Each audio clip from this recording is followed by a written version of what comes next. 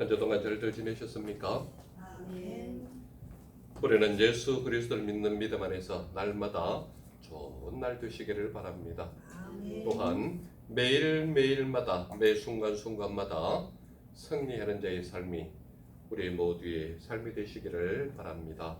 아멘. 누가복음 17장 말씀을 다 마무리 짓고 오늘부터는 누가복음 18장 말씀으로 들어갑니다. 17장 후반절에서 우리에게 알려주는 것이 뭐냐? 인자의 날, 그 날, 하나님께서 임하시는 날, 이런 의미에서 그 날에 대한, 즉 말하자면 하나님께서 도래하시는 그 날에 대한 것을 우리가 말씀으로 이미 들었습니다. 그 말씀이 마치자마자 바로 18장에 들어와 가지고 1절에서 예수님께서 뭐라고 말씀하시느냐? 1절 우리 다 같이 한번 읽어볼까요? 1절 말씀은 다 같이 시작. 예수께서 그들에게 항상 기도하고 낙심하지 말아야 할 것을 비유로 말씀하여. 자, 우리 하나님 말씀 읽을 때는 좀 자신감이 있어야 되겠죠? 우리 아침들 다 드셨죠? 좀 자신 있게 한번 더 읽어보겠습니다. 1절만 시작.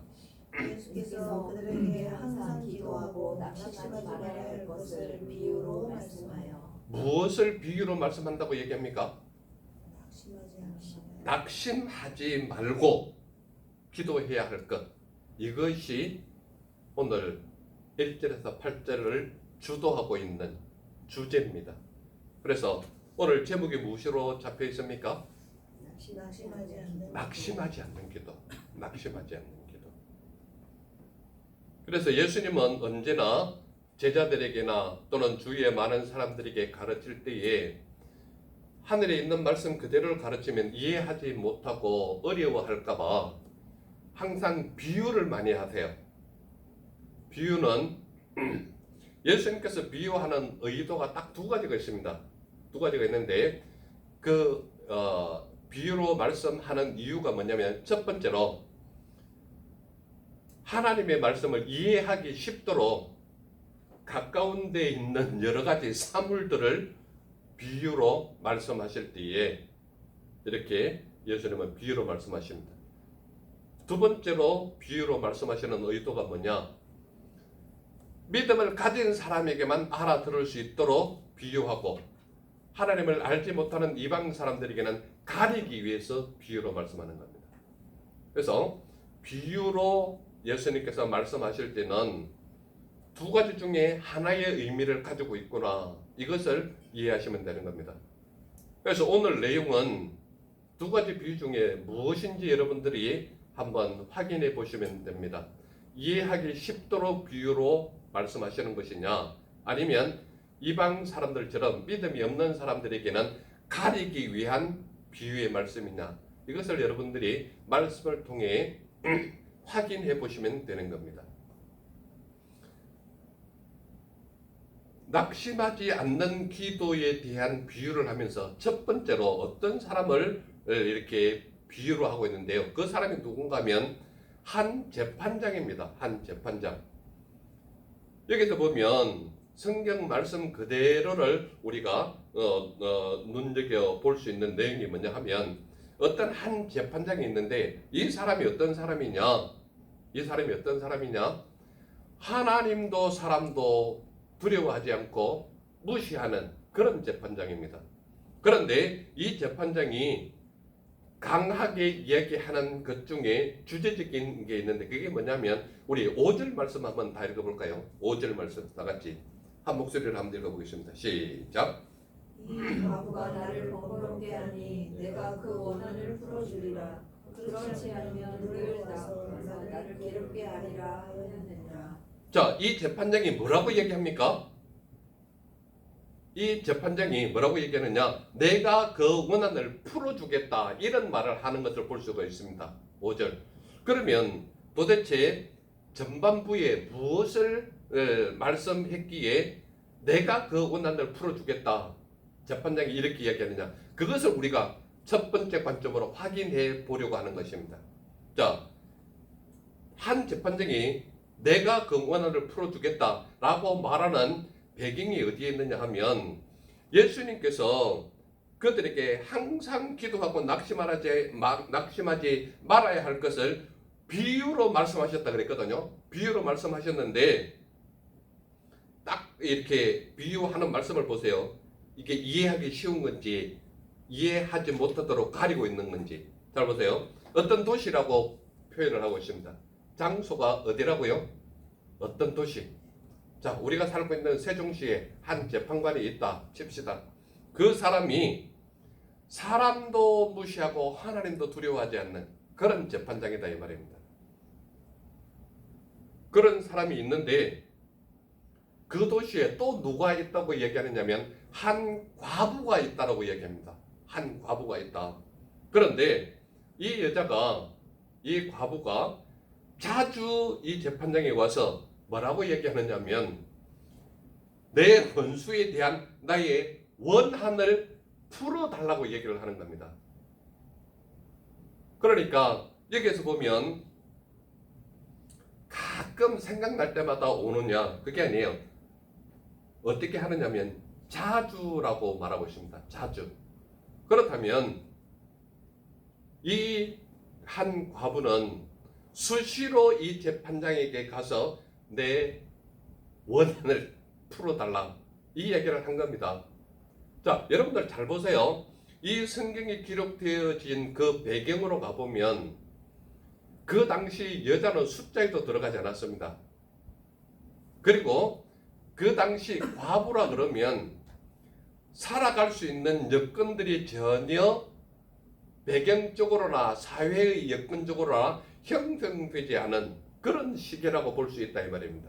그렇기 때문에 과부는 누가 보더라도 그 당시에 숫자의 개념, 사람을 세는 숫자의 개념도 안 들어갔고 또 사회적인 여건과 형성되어진 과정 속에서 무언가가 벌어서 자기의 경제 활동을 할 수 있는 그런 여건도 어렵다 이 말입니다.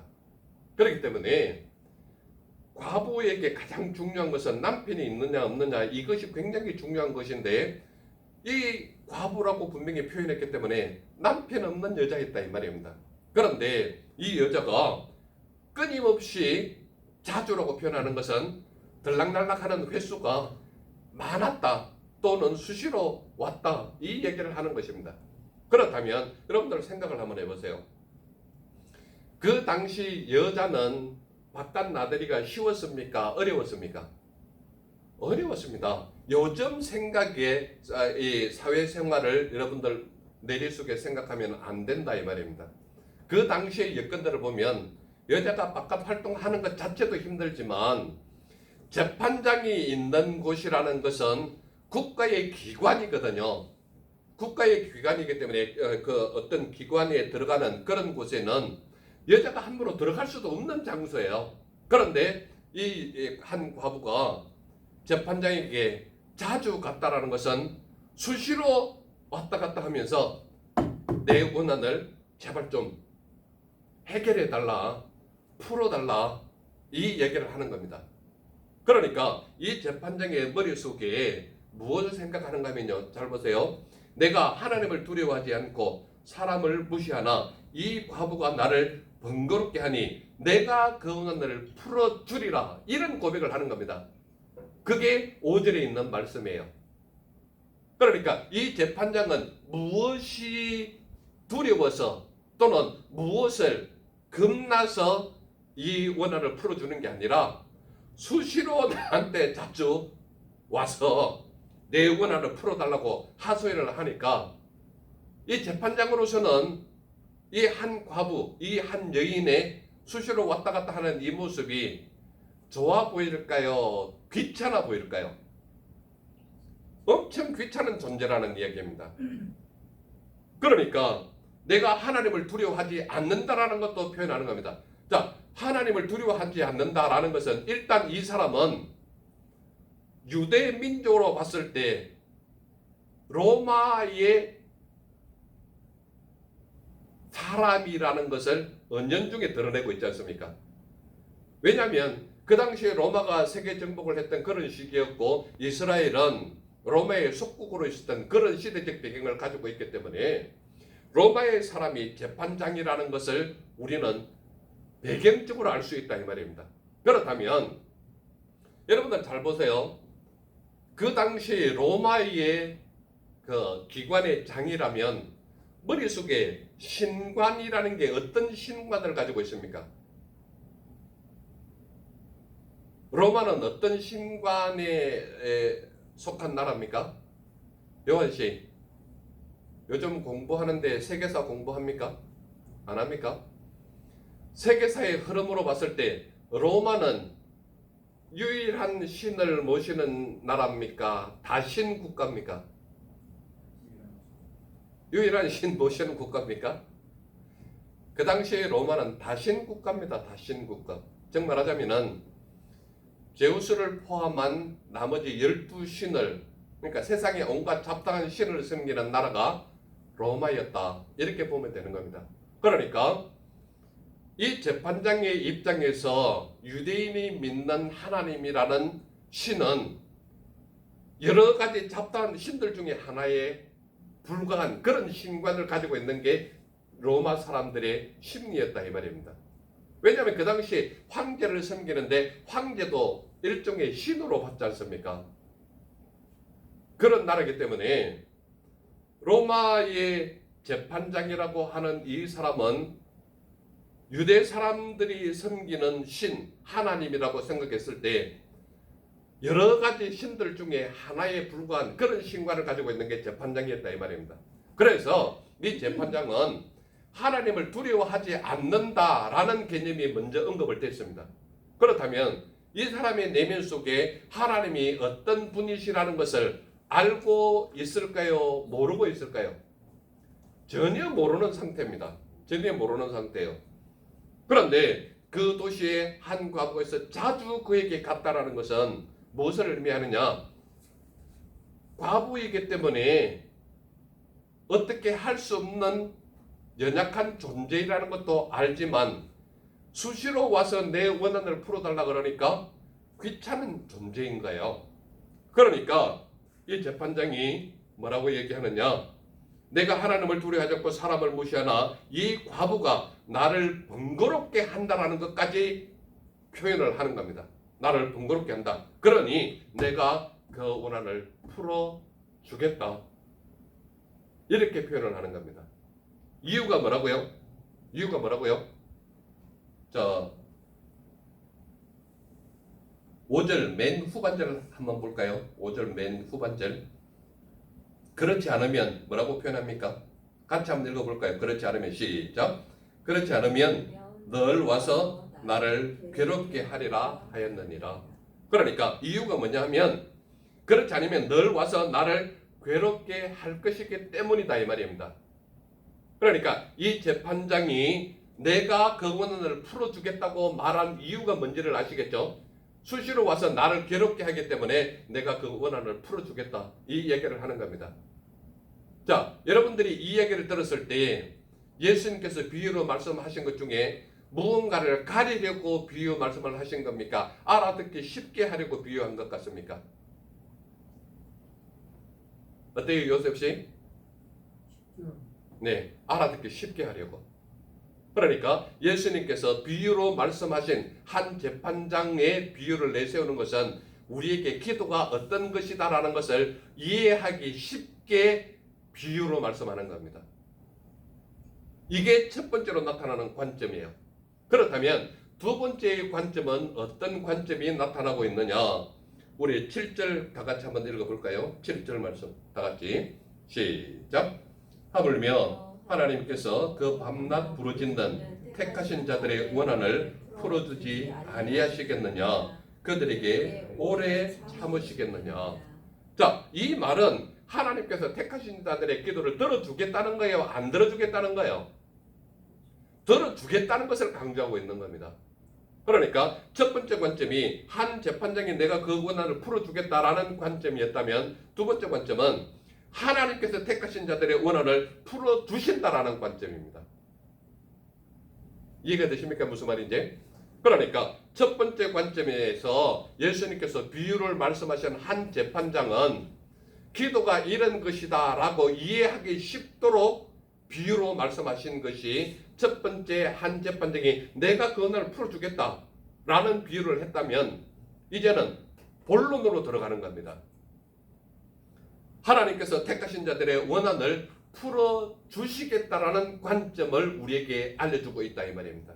어떻게 해요? 잘 보세요. 주께서 또 이르시되 불의한 재판장이 말한 것을 들으라는 거예요. 왜 이 말씀을 하셨을까요? 세상에 있는 재판장이라 할지라도 즉 말하자면 하나님을 알지 못하는 불의한 재판장 그리고 사람을 두려워하지 않는 무시하는 그런 재판장이라 할지라도 수시로 자주 들러서 내 원한을 풀어주소서 할 때에 자기 자신이 어떻다는가요? 나를 괴롭게 하기 때문에 나를 귀찮게 하기 때문에 그 원한을 풀어주겠다. 그렇다면 하나님은 어떠한 하나님이시냐? 이것을 우리에게 알려주는 겁니다. 그래서 하나님께서 택하신 자들의 원한을 풀어주신다라는 관점을 정확하게 우리에게 보여주고 있는 거예요.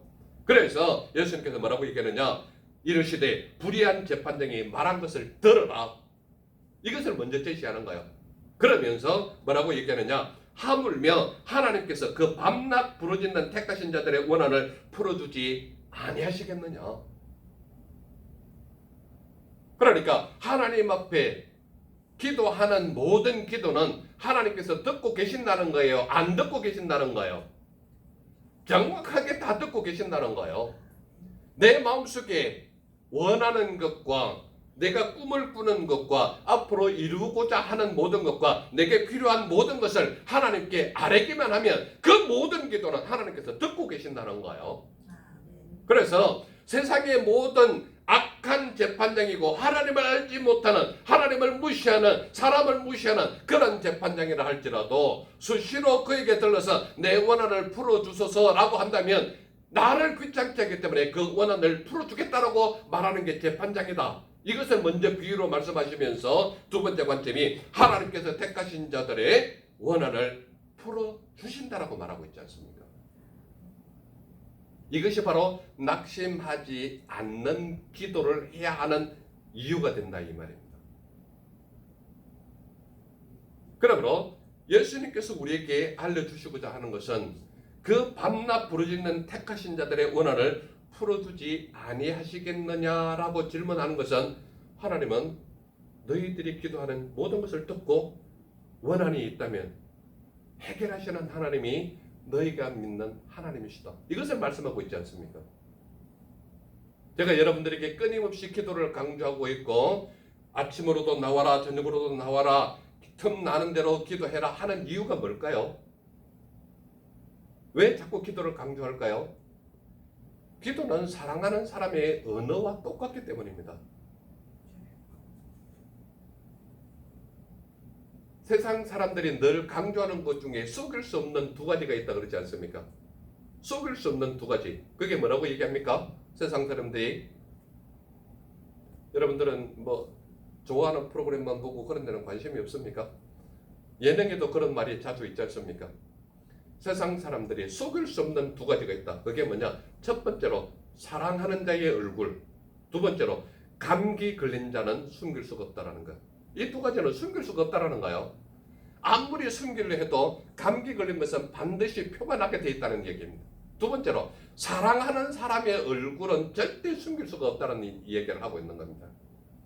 여러분들 하나님은 우리를 너무 사랑하셔서 그의 가장 사랑하는 독생자 아들을 십자가에 매달려 죽기까지 우리를 사랑하신 분이 우리 하나님이세요. 그러므로 사랑하는 자의 언어는 어떤 언어가 되어야 되느냐? 달콤한 미로도 될 수 있지만 저 멀리서 너무 부끄러워서 아예 보이지 않는 곳에서 누구누구야 사랑해 이렇게도 고백할 수 있다는 얘기입니다.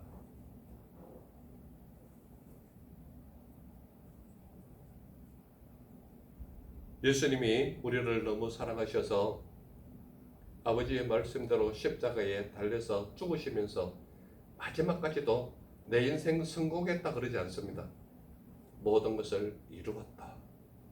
다 이루었다 그러죠. 여러분들의 삶 속에서 누군가를 사랑한다면 사랑하는 이 얘기는 작은 소리도 달콤하게 들리고 큰 소리도 너무 행복하게 들리는 겁니다. 기도는 작은 소리도 하고 큰 소리도 되지만 하나님은 기도하는 그 음성 속에는 여러분들의 사랑이 포함되어 있다는 것을 알고 있는 것입니다. 사람들이 제일 피곤한 시간이 언제인지 아십니까? 일을 마치고 자는 시간이 아니라 아침 일찍 일어날 때가 제일 힘든 시간입니다. 예수님은 언제 기도하셨습니까? 이른 아침 일찍 동산에 올라가서 기도하신 분이 우리 예수님이십니다. 제가 여러분들 보고 새벽 기도에 나와서 기도하는 시간을 만들자라고 강조하는 이유가 뭘까요? 여러분들 인생 속에 가장 피곤하고 힘든 시간에 하나님 앞에 나와서 하나님 사랑합니다 고백하는 그 고백은요, 여러분들의 일평생에 필요한 모든 것을 감당할 만한 힘이 거기에서 나오는 겁니다. 우리나라 교회가 왜 세계 역사 속에서도 없는 짧은 시간 속에서 급성장을 한지 아십니까? 우리에게 믿음을 전해준 그 선교사들의 입을 통해서 우리나라에서 세계 최초로 새벽기도가 시작된 겁니다. 예수님을 따라서 새벽기도를 시작했던 민족이 대한민국 백성들이기 때문에 교회가 급성장하는 역사가 우리나라에 일어나게 됐습니다. 그런데도요, 아이러니하게 불과 1세대, 2세대에 지나간 지금은 3세대 속에 있지만 이들의 자녀들을 통해서 믿음의 흔적을 찾아보기가 힘든 시기가 오늘 대한민국의 교회이기도 합니다. 왜 그런지 아십니까? 자녀들에게 기도를 안 가르치거든요. 자녀들에게 말씀을 안 가르치거든요. 그러니까 기도의 의미도 무언지를 모르겠지만 교회에 나가면 해야 된다니까 억지로 따라오는. 그런데요, 하나님은 억지로 하는 기도라도 그 기도를 하는 그 자체를 너무나도 기뻐하시는 겁니다. 왜 예수님은 1절에 우리에게 기도하고 낙심하지 말아야 할 것을 비유로 말씀하실까요? 기도는 절대 땅에 떨어지지 않는다라는 것을 우리에게 말씀하고 있는 것입니다.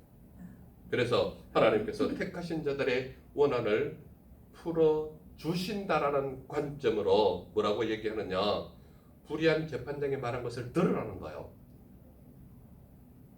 지금 비유로 말씀하는 이유를 알고 있지 않습니까? 그 재판장이 말하는 그것을 들어라. 그러면서 하물며 이렇게 딱 표현을 하는 겁니다. 하물며. 왜 붙였을까요? 하나님께서 그 밤낮 부르짖는 택하신 자들의 원한을 풀어두지 아니하겠느냐. 이 말은 뭐예요? 믿음을 가진 자의 모든 기도는 해결해 주시겠다는 거예요? 해결하지 못하겠다는 거예요? 해결해 주시겠다라고 강력하게 말하는 문장이 바로 이 구절에 있는 것입니다. 그래서 마지막으로 말씀하시는 게 뭐냐? 그들에게 오래 참으시겠느냐? 이렇게 이야기를 하고 있는 겁니다. 그러니까 믿는 사람의 믿음의 기도는 우리에게 늘 뭐라고 얘기하느냐? 믿는 사람의 믿음의 기도는 이루어진 줄 믿어라. 이렇게 얘기하고 있지 않습니까? 그러므로 기도는 하나님께서 가장 사랑하는 미러, 사랑하는 언어, 사랑하는 자의 연애 스토리 같은 그런 달콤함이 묻어 있는 것이 바로 기도라는 것을 예수님께서 인정하고 계시는 것입니다. 그렇기 때문에 그들에게 오래 참으시겠느냐, 이 말씀은 그 기도가 언제까지 해결되지 않을 것처럼 그렇게 생각하고 있느냐, 이 말과 똑같은 말이거든요. 그러므로 하나님께서는 믿는 자의 기도는 반드시 해결해 주시겠다는 거예요? 해결하지 않겠다는 거예요? 해결해 주시겠다라고 우리에게 약속하고 있는 것입니다. 그러므로 우리에게 분명히 말씀하는 것은 하나님께서 택하신 자들의 원한을 풀어주신다라는 관점이 두 번째 관점이에요. 그렇다면 세 번째 관점은 우리에게 무엇을 말하고 있을까요? 우리 8절 다 같이 한번 읽어보겠습니다. 8절 다 같이 시작. 내가 너희에게 이르노니 속히 그 원한을 풀어주시리라. 그러나 인자가 올 때에 세상에서 믿음을 보겠느냐 하시니라. 기가 찬 말씀이 이 속에 있습니다. 여기에 보면요, 8절의 핵심이 무엇인가 하면 인자가 올 때에 세상에서 믿음을 보겠느냐 이 말입니다. 인자가 올 때가 언제라고 얘기합니까? 앞에 17장 맨 마지막 부분에 그 날에 대한 얘기가 나오죠.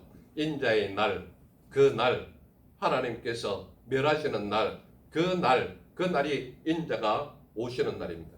그렇기 때문에 여기에서 인자가 올 때에 세상에서 믿음을 보겠느냐 이 말은 기가 막힌 은혜의 말씀이 이 속에 포함되어 있는 것입니다. 내가 너에게 말한다. 무엇을 말한다고 얘기합니까? 속히 그 원한을 풀어주신다는 거야. 그러니까 너희가 기도한 모든 것은 하나님께서 해결해 준다 이 말이에요. 어떤 것이든 들어주신다라는 얘기죠.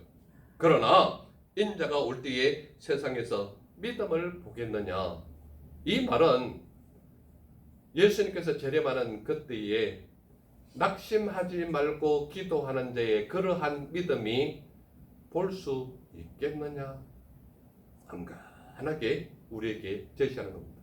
그렇다면 예수님께서 이 말씀을 하시는 의도가 뭘까요? 너희는 내가 오는 날까지 끊임없이 낙심하지 말고 기도할래? 질문입니다.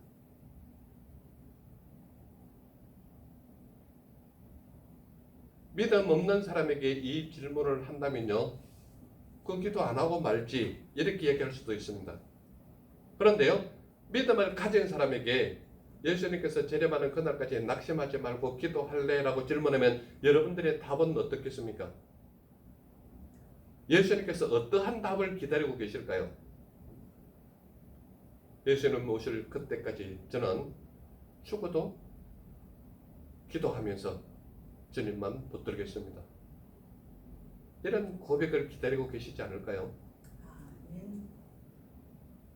예수님은 바로 그때를 기다리기 위해서 예수님이 또는 인자가 오는 날, 그 날이 임하면, 멸망의 날 그 날이 오면 이런 말을 하는 겁니다. 그래서 그때 인자가 올 때, 이 때를 표현하는 거거든요. 이게 17장 마지막 부분에 있는 그 날에 대한 표현입니다. 그렇기 때문에 그 날이 오면, 인자가 오면 이 말입니다. 그래서 인자가 올 때에 세상에서 믿음을 보겠느냐 이 말은 예수님께서 재림하는 그때에 이 믿음을 간직하고 끊임없이 낙심하지 않는 기도를 하는 자가 너야 하지 않겠니? 제시이기도 하고 너 그렇게 끊임없이 재림하는 그때까지 기도할래? 이 질문과 똑같은 질문입니다. 대답은 여러분들 스스로 자기 자신에게 해보시기 바랍니다.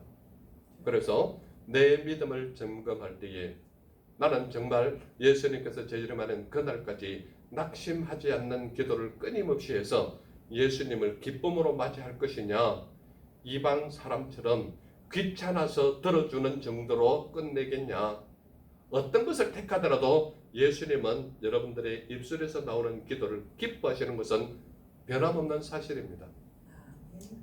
그러나 여러분들이 정말 그 믿음을 잃지 않고 예수 그리스도의 재림하는 그날, 종말의 그날, 마지막 그날에 여러분들은 믿음으로 간구하는 기도가 여러분들 입술에서 끊임없이 나오고 있느냐 아니냐는 여러분들의 삶으로 고백하는 자의 삶이 여러분들의 삶이 되어야 된다는 것을 말하고 있는 것입니다. 그렇다면 이러한 말씀을 우리에게 전달하시고 나서 우리에게 질문하는 의도도 있지 않겠습니까? 그 질문은 바로 이런 것가 될 겁니다. 어떤 것이냐면, 그렇다면 이 말씀을 들은 우리는 어떠한 삶을 살아야 할 것인가? 이 질문은 우리 각자가 해야 되는 겁니다. 그렇다면 저와 함께 예배하는 이 베들레 교회 안에 속해 있는 모든 교인들의 고백 또는 삶을 이렇게 하겠다라는 실천의 다짐은 어떻게 해야 하느냐? 첫 번째로 나타나는 것이 말씀 그대로를 우리는 받아들이는 겁니다. 그렇다면 우리의 삶은 어떠한 삶이 되어야 되냐? 어떻게 살아야 하느냐? 이렇게 질문한다면 첫 번째로 나타나는 것이 뭐냐? 낙심하지 말고 기도하는 자의 삶이 우리의 삶이 되어야 된다. 이 말이거든요. 그러니까 오늘 이 말씀을 전하는 저나 이 말씀을 듣는 여러분 모두가 지금 이 순간 간절하게 실천을 요구하고 내 삶에 적용하고자 하는 그 중요한 말씀이 뭐냐? 낙심하지 말고 그날이 올 때까지 기도하는 삶이 내 삶이 되어야 되겠다. 이 고백이 우리의 고백이 되어야 된다는 얘기입니다. 그래서 우리의 삶 자체가 어떠한 삶을 살아야 하느냐? 이 말씀이 끝난 이후로 예수님께서 재림하는 그날까지 낙심하지 말고 기도하는 자의 삶이 되어서 그날 예수님과 함께 잔칫날의 분위기를 즐기는 자의 삶이 우리의 삶이 되어야 된다. 이 말씀을 하고 있는 것입니다. 그렇다면 어떠한 실천을 또 더해야 하느냐? 택하신 자들의 원한을 들어주시는 하나님을 믿는 삶이 우리의 삶이 되어야 된다 이 말입니다. 예수님께서 세상의 끝날 그날 인자가 오는 그날 세상에서 믿음을 볼 수 있겠느냐? 이 말은 택하신 자들의 원한을 들으시는 하나님을 믿는 믿음의 삶이 너희의 삶이 되어야 되지 않겠느냐? 이 말이거든요. 그러므로 우리가 실천할 수 있는 우리 삶에 적용할 수 있는 그 문장이 어떤 문장이 되어야 되느냐? 택하신 자들의 원한을 들어주시는 하나님을 믿는 믿음의 삶이 우리의 삶이 되어야 된다. 이 말씀을 하고 있거든요. 그렇다면 우리 개인적으로 삶은 어떤 것을 점검하면서 살아가야 하느냐? 우리의 믿음을 말씀으로 점검하는 삶이 우리의 실천된 삶이 되어야 된다 이 말입니다. 왜냐하면 말씀이 우리에게 끊임없이 요구하고 있고 말씀이 명령하고 있고 말씀이 우리에게 들려주는 것은 너희는 이렇게 살아라 라고 말하고 있는 것이거든요. 그렇다면 우리가 우리 삶을 돌아보면서 오늘 내가 어떻게 살았느냐, 지난 일주일 어떻게 살았느냐 점검할 수 있는 유일한 점검표는 무엇이 될 수 있느냐? 말씀이거든요. 그래서 말씀을 통하여 우리의 믿음을 말씀으로 점검하는 자의 삶이 우리의 삶이 되어야 된다. 이 말씀을 하고 있는 겁니다. 그래서 예수님께서 우리에게 인자가 오는 그날, 인자가 재림하는 그날, 인자의 그날이 오면 세상에서 믿음을 보겠느냐? 이 말은 너희의 삶 속에서도 낙심하지 말고 기도해서 예수님께서 오시는 그날까지 끊임없이 말씀으로 점검해서 내가 말씀대로 살아가는 삶을 살고 있느냐 이것을 점검해야 된다는 것을 말씀하고 있지 않습니까? 그러므로 오늘 저와 함께 이 말씀을 나누는 모든 자의 삶 속에는 끊임없이 이것을 우리의 실천 적용점으로 삼아야 되는 것이 무엇이냐? 정확하게 세 가지입니다. 낙심하지 말고 기도하는 삶. 두 번째로 택하신 자들의 원한을 들어주시는 하나님을 믿는 삶. 세 번째로 우리의 믿음을 말씀으로 점검하는 삶.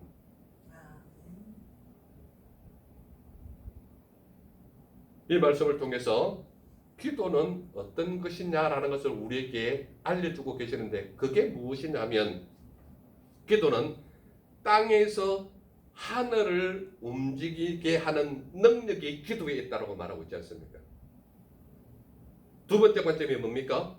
사람이 하나님을 움직이게 하는 능력이 기도에 있다고 말하고 있지 않습니까? 그러므로 하나님이 사람의 말에 움직이지는 않지만 기도는 하나님을 움직이게 하는 능력이 있거든요.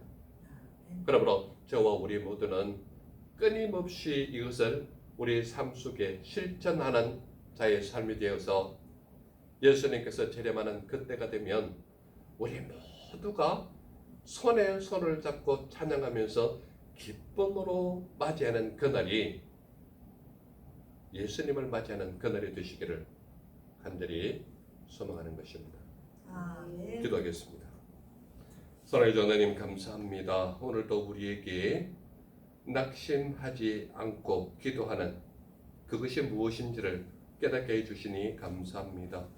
나의 남은 생애가 하나님께서 기뻐하시는 자의 삶이 되게 하옵시고 주의 영광을 드러내는 자의 삶이 되게 하옵시고 낙심하지 말고 끊임없이 기도하는 자의 삶이 되어서 여호와 하나님 귀하신 그 이름을 높여드리며 영광드리며 찬양드리는 믿음의 종들의 삶이 우리 모두의 삶이 되게 하옵소서. 그래요 예수님께서 재림하시는 그날 기쁨으로 맞이하며 찬양하는 입술이 우리 모두의 입술이 되게 하옵소서. 함께 하심을 믿사와 날 보내주신 주 예수님 이름으로 감사하며 기도드렸사옵나이다. 아멘. 아멘.